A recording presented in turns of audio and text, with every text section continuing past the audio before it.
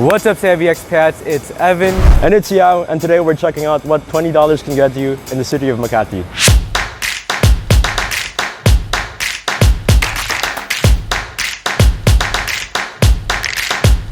Which in Philippine currency is 1,000 pesos. And so we're gonna be kicking off our morning at the Coffee Academics. And so I got the long black hot. I got the iced long black, and let's give it a taste. Ooh. It's that coffee experience when you take a first sip and you're just like, it's a good coffee. Yeah, it has a deep, rich flavor to it. You can taste the aroma in your mouth, and the quality of the beans, delicious. So one of the nice things about Makati is the options that it offers. If you're a morning person who likes to get up, go for a walk, Makati is probably one of the best places here in the Philippines. Before I moved to Makati, I wasn't too keen about the potential traffic and rush hour since this is the business district of the country. But then as I lived here more and more and I get to explore these hidden streets and hidden coffee shops, it just made me fall in love with this place and make me appreciate what I have here. And it's a great place. You can do anything here, really. And I have to second what Yao said. Walking through the streets of Makati, it's a different vibe than BGC, for example. Because here in Makati, it's an urban jungle. You have a mix of nature and still an urbanized, industrialized city. A very nice, relaxing, peaceful, and serene vibe here. And so our first bill today is $145 for the hot long black. And in pesos, $145 is about $3. So $3 out of $20, not bad for our first purchase of the day. Now our next stop is a staple here in Makati City. Every street you would go to in Legazpi Village, you would see these metal containers, also known as the Jolly Jeep. So over 2 streets away, we're gonna check out one of their iconic Seasig here that everyone's been craving and going crazy about.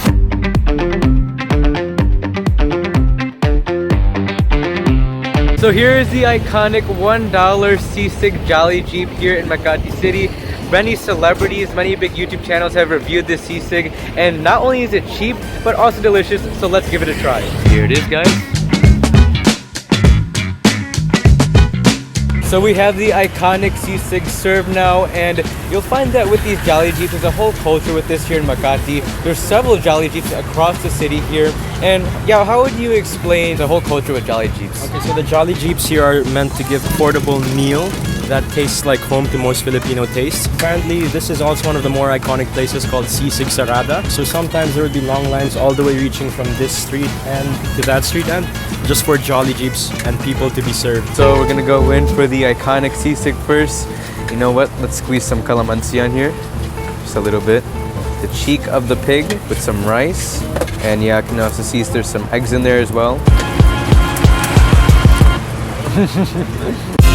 Wow, the first thing that hit me was just a blast of flavor. You can definitely taste the pork. And actually, compared to most Seasig, it's not as greasy as I would think. Delicious, delicious flavor from the pork, and the calamansi adds a nice touch as well. Another thing they mentioned, they only use the cheeks strictly because that's where all the fat and all the meat comes from, which I guess, you know, the cheeks are the soft part of the face, so it's gonna probably be tender and juicy. So now, here we're gonna give this iconic Seasig a try for the first time. Let's give a good amount of that meat and a good amount of that rice here. Wow, that is a good first bite. I'm not even kidding you, it's so good. With the chilies too. I'm just gonna go home now and eat this. Just take it away, it's so good. What I like here is that I'm usually not a biggest fan of Seasig that uses the face as its main part of the pig, but since this is just the cheek, it's very succulent, it's very fatty, it's oily in a good way, and it gives that explosion of porkiness, which is great. It's very simple too, because Seasig is essentially just, you put it into a hot pan, eggs and pork together, and just fry it up. It's fantastic. The way this dish just is put together, it's very simple, but it's very, very complex at the same time with its flavor, so it's really great. I could probably go for a second round with this. To be honest, yeah. So here we have a Miss Alice Lucky who owns this iconic Seasig Sarada. Gano katagal na po kayo nagluluto ng Seasig dito?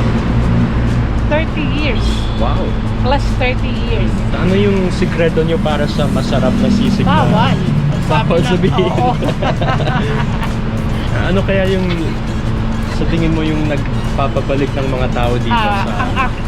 ano ako sa mga customers. Hindi po ako suplada. Suplada ako sa asawa ko. Pero sa customer hindi. Sino-sino na ang mga sikat na tao na nakapunta Ay, dito? marami Si po. Dr. Bello, asawa, Opo. si Yung Gabi artista. Garcia, Gabi Garcia, yung Khalil. mag-boyfriend. may-ari ng Sarsa. Si JP Anglo. Jacob Angelo. I think I can testify to all that. Miss Alice Luck here has been so accommodating. Okay, thank She's not you. been mean to us and she's served us fantastic food. Maraming salamat po, Sige, Alice Lucky. salamat. And now for the tapa, the Seasig was delicious. Let's see how good this is. What I like about it is you can taste the depth of flavor. You have the soy sauce, you can taste the vinegar a little bit. Really delicious. So here we have the Seasig Sarada's best tapa. Here we go. That's interesting. I need to go for another one. The initial bite gives it this flavorness of beef jerky, such as the texture when you first bite into the beef. It's got this crust to it that gives it this somewhat of a crunch. And it has also that distinct sweet taste. Overall, it's a good tapa. So that delicious meal amounted to 165 pesos, which is a really bargain price for the city of Makati, and you get such good quality. Can't go wrong here. And so that meal in dollars was only about $3 for both of those plates of food. And you really can't beat that here in the city of Makati because it's a central business district, it's more expensive. And not only with that $3 you get good food, but also you get to interact with the locals. Honestly, I'm still not over that meal. I'm probably gonna go back here tomorrow, but we have to keep moving forward. So on to our next stop.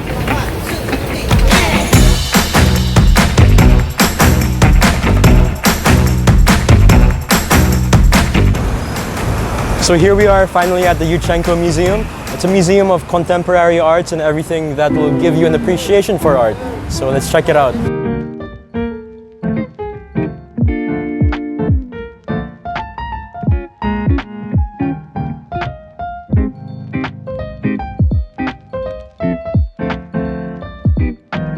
Alright, so we are in the Yuchenko Museum.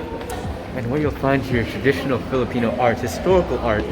I saw art of the burning of Rizal Avenue.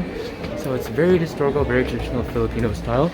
And as a matter of fact, if you come up to the second floor, you'll find Filipino outfits. So if you want a taste of history here in Makati, check out the Yuchenko Museum.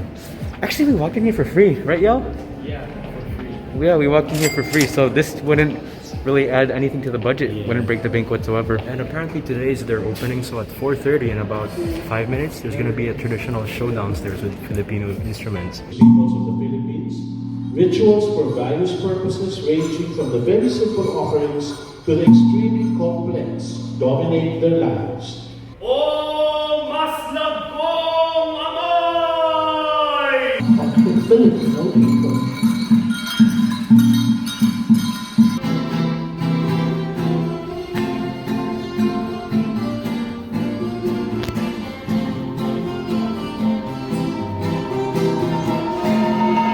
Water, symbolic of cleansing and purification. Water is essential for life. It is a sign of grace and humility as expressed by earthly inhabitants. Water symbolizes strong culture that transcends geographic boundaries and plays a major role in being both a life source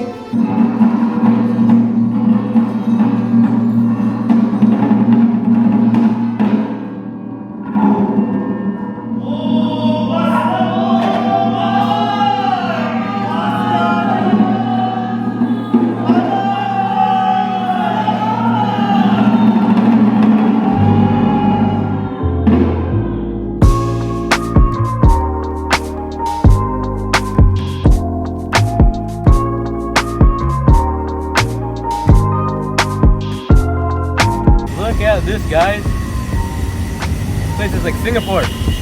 And what's nice is that in the midst of this hustle and bustle of Makati, you still have the beautiful greenery here. For example, right now we are in Ayala Triangle, and this is probably one of the best places for you to have a walk, exercise, and go for a picnic. So yeah, how does Makati compare to Singapore? Good question. So Singapore, I've stayed there for quite some time in my vacation there. And what I can tell you in the urban landscape of things, there's a lot of greenery and a lot of parks that you would see in Singapore as to Makati. And like we did today, we went through a museum, through a lot of parks, and there's a lot of things you could do in such a small, urban, and closed environment. And this is something that Singapore has to offer. So take a walk, go for a jog, bring your date here, do whatever you want. It's gonna be a good time. And so right next to Ayala Triangle, they have a new mall here. Yao and I are just gonna get some snacks here at Rustan's Marketplace. And we're not even close to finishing our budget yet, so it goes to show that you can get a lot in Makati for $20.